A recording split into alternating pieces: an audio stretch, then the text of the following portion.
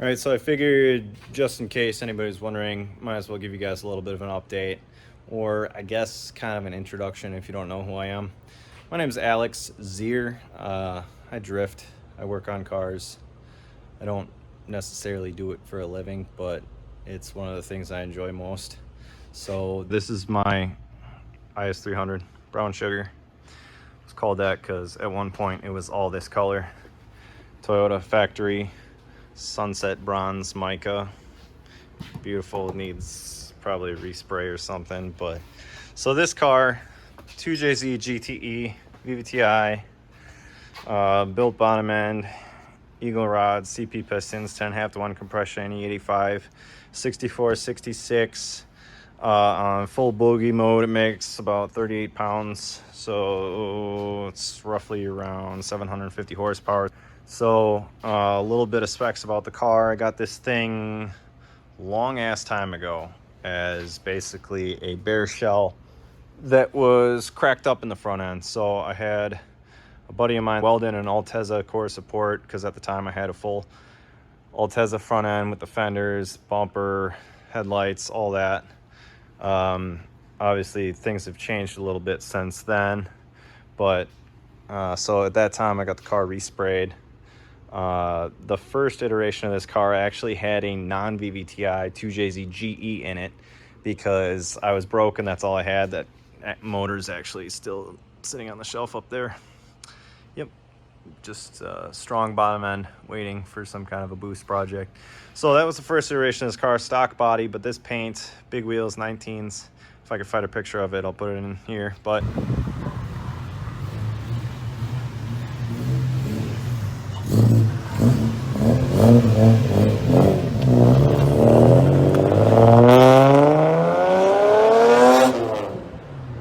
basically had fun with it for a couple years, drove it around as like a street car.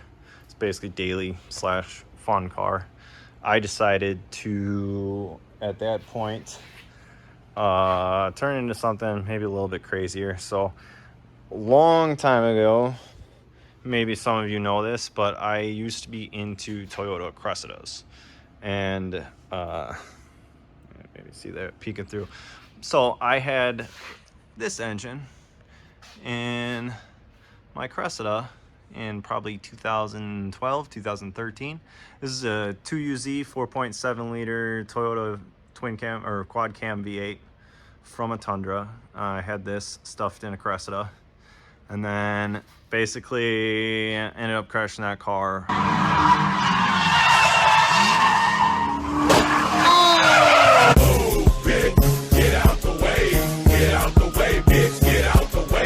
A while ago, and put this on the shelf, was going to do something with it. Actually picked up a different IS that was a clean rust-free Southern car that I basically just used for the suspension and subframes and other parts, cleaner parts, because this car was actually kind of a crusty shell that had spent its whole life in Illinois. So basically had the GE 2J in here, pulled that out, put a 2UZ in it. At that time I was dumb, like, okay, well, let's put a cage in the car and all that stuff. So I had my buddy Brian Peter put this amazing roll cage in the car. It's got these pretty cool door bars, stick way out and go like right up against the door. This cage, I was really happy with how this turned out. It's one of the things I get compliments on the most. These door bars are just insane. It's so easy to get in and out of this car. I drove this car around for quite a while with the 2UZ in it. It was fun. Pretty much torque on demand.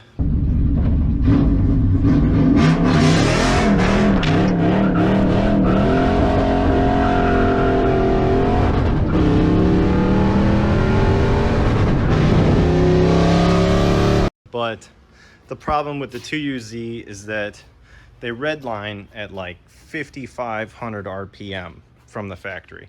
And I was running factory ECU, basically a factory wiring harness. 2UZs are nice because they don't use an immobilizer in the Tundras or the Sequoias. So that's kind of why I went with that over a 3UZ from the beginning, is because people didn't really have the 3UZ code cracked yet for just being able to remove the immobilizer from the ECU. So I went with the 2UZ. It was cheaper, blah, blah, blah. In the Cressida, it was a fun car. I didn't really have any suspension arms or anything, so it felt like it had 1,000 horsepower. But as soon as I put in the IS chassis, though, I kind of realized that these cars kind of make the sauce. They grip pretty well. And 2UZ stock power is not really the vibe. And also building them, pretty expensive compared to other motors. Also, I was using an AR5 from a Solstice slash Sky, Saturn Sky, Pontiac Solstice, which I had been told is basically like a newer updated R154, and they were just as strong as R154s. Well, I blew up 2 of them in one season, I think one-ish season, behind a stock 2UZ, which when this was in my Cressida, it dynoed at 271 wheel horsepower and 260 something torque. So it's not very powerful, and I was blowing up AR5s left and right. So basically the second one I blew up, I drove 8 hours for a drift event. It was early 2020 when everything was locked down, and we held a private track day and drove 8 hours out to the other side of Iowa and popped the trans on the 3rd lap, so I was over it. Came back, started pulling the 2UZ out of it.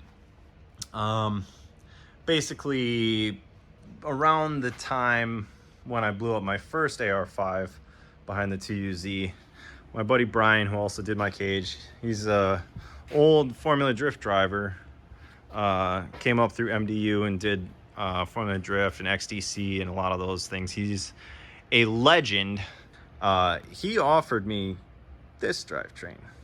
This drivetrain is out of his old Pro-Am car. It's the GTE built. It's got a GSR G-Force Pro EFI, runs on E85. So obviously IS perfect platform for it. So I got this whole car together and running and working.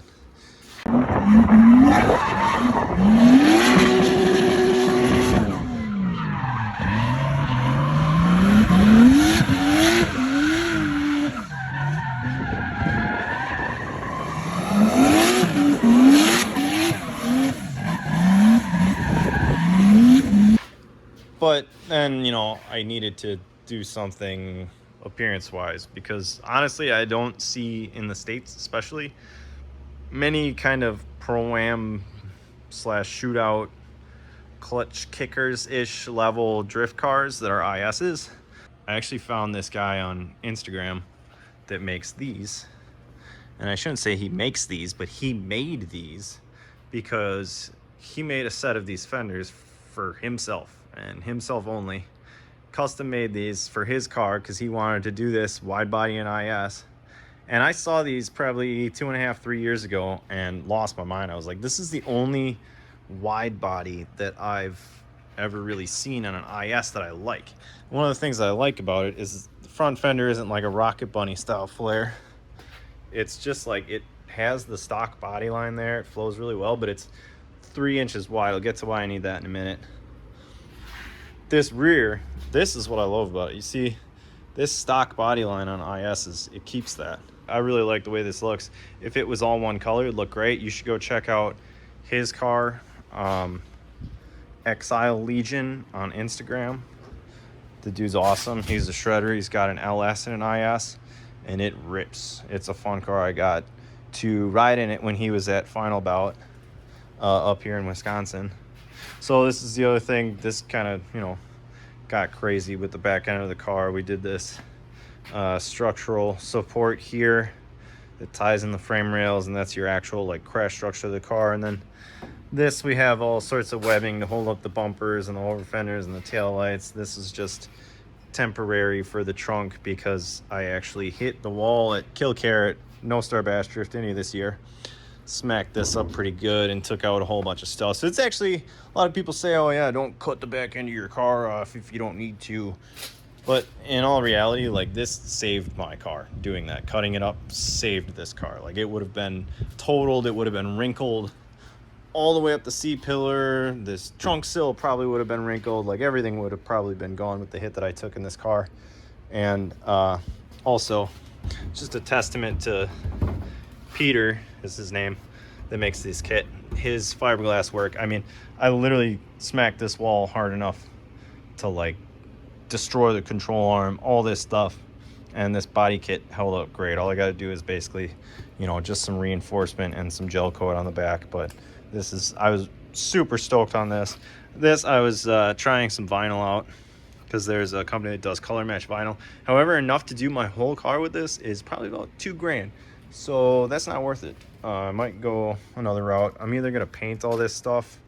Obviously I gotta do some fiberglass repair, as you can see, but I'm either gonna paint all this stuff, or I'm gonna get a full livery made for the car. So there's just some kind of future plans and stuff. I wish I would have made like a build series on this car, because really it's not that much work to just take a half hour out of your day and explain what you're doing on a car. But at the time when I was building this, I had a really shitty phone with a really shitty camera, so it would have been unwatchable anyways, just like this probably is. But some other things, I kind of work on cars on the side.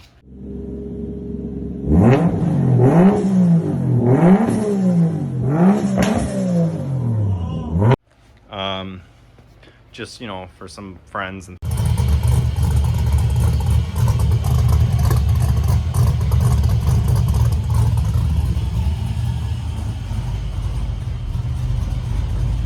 like that. I don't really like taking on work from people I don't know. This is my buddy Todd's car. He found this as a shell in Michigan. A guy was gonna EcoBoost swap it. At some point it had an SR in it. I don't know whose car it was, but it has a lot of nice fabrication work.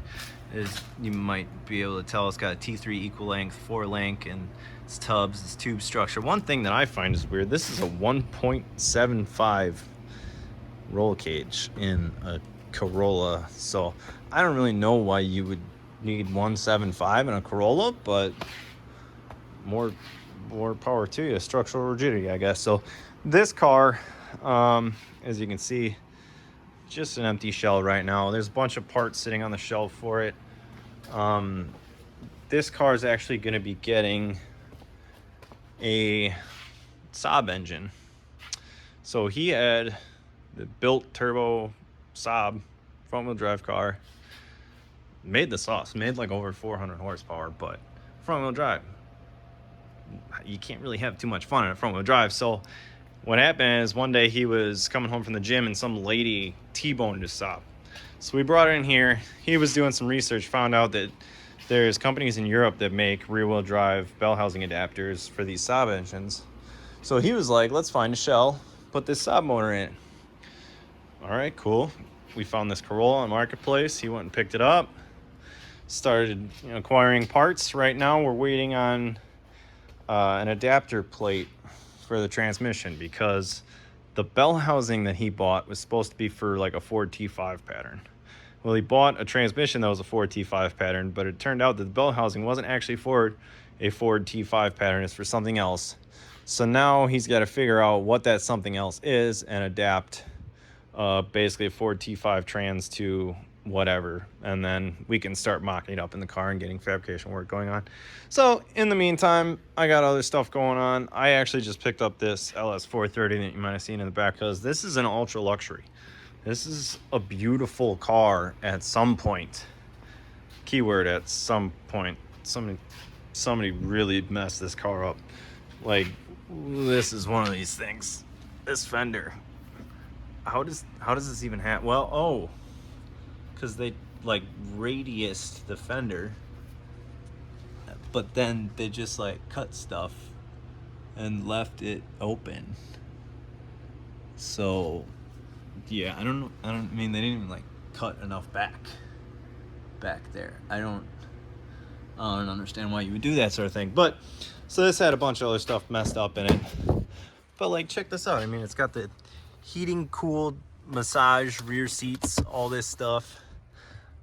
Seats have some tears, and there's a lot of stuff that's just torn apart and hacked up on this car, and It's really sad because I'm sure at some point it was a great car and just somebody didn't take care of it, but it happens. So anyways, I bought it because it was cheap, and the whole thing is I have this AR5 swap sitting on the shelf for a UZ. Now, I don't want to still use the 2UZ, but cheap 3UZ adapter, see where I'm going? This car is perfect.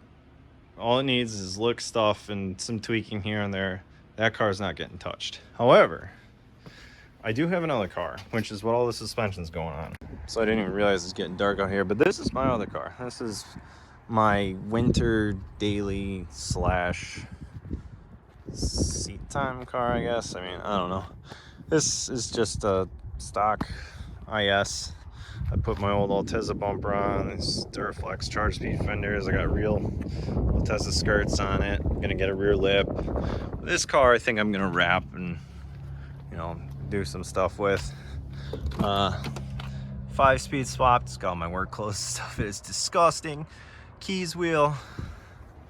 But yeah, I mean, it's actually, the interior is not in bad shape other than being filthy right now. But like, body's meh. It's whatever. But I'm like, I have an entire AR5 UZ swap for an IS that I took out of my brown car that I might as well use for something. So the whole thing is like, why not just put it in that car? Because in all reality, it's not going to cost me a whole lot of money.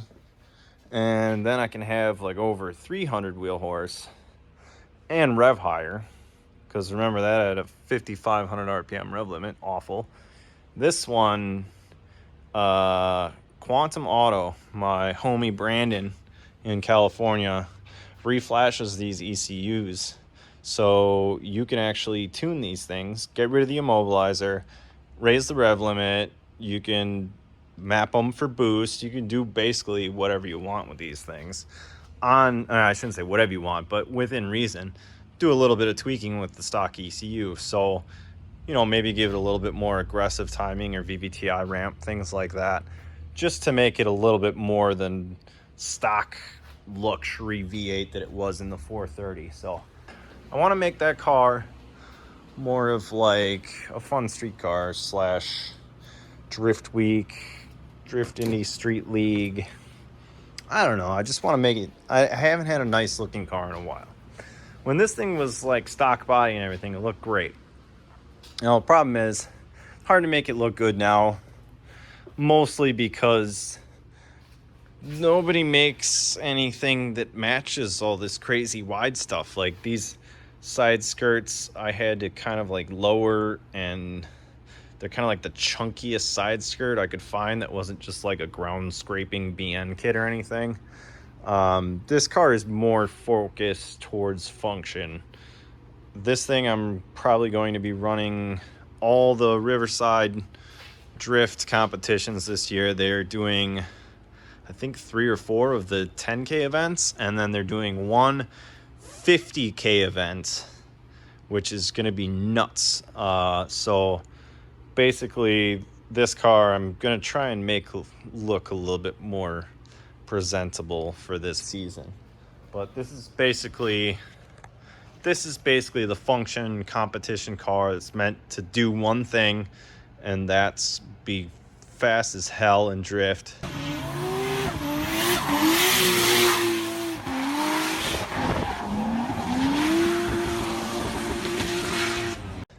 And easily drivable and controllable and make lots of smoke and cost me lots of money in tires and fuel and whatever.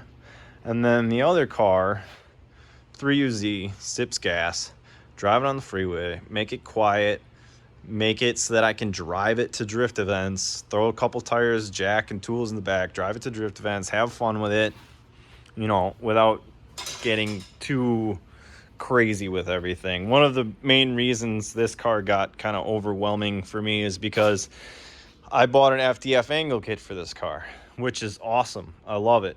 Took a while to get set up because I'm an idiot, but the problem is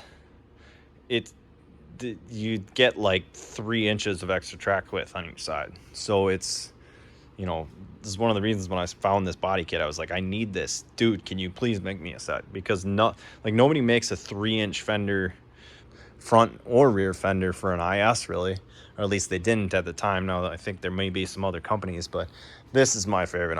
I'm super stoked on that. I have to make the body match the rest of it. I did have an HKS front bumper. I do have a HKS style rear bumper on the car, which I love because you can cut the middle out of them, and then you have easy access to straps and working on things. If you guys have any more questions on the car or anything, or stuff you want me to talk about, I can always do that. Yeah, I guess that's it.